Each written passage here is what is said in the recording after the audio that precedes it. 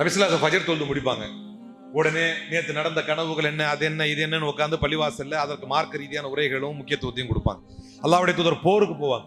போருக்கு போறதா இருந்தா போர் எதற்காக, எதிர்பட்டது, மறுமையில உங்களுக்கு என்ன கிடைக்கும், ஷஹாதத்துக்கு என்ன வேணும், இதையே சொல்லி அவர்களை புடம் போடுவார்கள். இந்த மார்க்கத்தை பற்றி பேசி பேசி பேசி அவர்களை சீர் செய்வார்கள். போர்ல ஒரு பெரிய பொருள் கிடைச்சது, அதை மக்காக்காரங்களுக்கு நிறைய கொடுத்துட்டாங்க, நம்மளுக்கு கம்மியா கொடுத்துட்டாங்க, பேச்சு வரும். உடனே எல்லோரையும் மஸ்ஜிதுக்கு அழைப்பார்கள். மெம்பர்ல ஏறிடுவாங்க. என்ன இப்படி பேசுறீங்க, அது அப்படி ஆயிருச்சா, இதை இப்படி ஆயிருச்சா, நானே உங்களுக்கு ஒருத்தன் இல்லையா, நான் மதினால ஒருத்தன் இல்லையா, நான் உங்களை நோக்கி வரலையா, நீங்க எங்களுக்கு ஆதரவு தரலையா அப்படின்னு பேசி பேசி பேசி மார்க்கத்தை சொல்லுவாங்க. உடனே ரசூல் ஸல்லல்லாஹு அலைஹி வஸல்லம் அழுவார்கள், சஹாபாக்களும் அழுவார்கள். அழுது சொல்லுவாங்க, யா ரசூலல்லாஹ் பங்கே வேணாம் எங்களுக்கு, நீங்க அவங்களுக்கே கொடுங்க அப்படிங்கிற முடிவுக்கு வருவாங்க.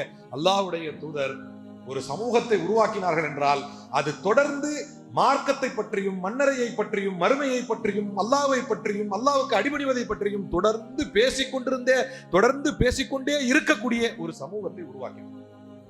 அதுக்குதான் பேசுறேன்.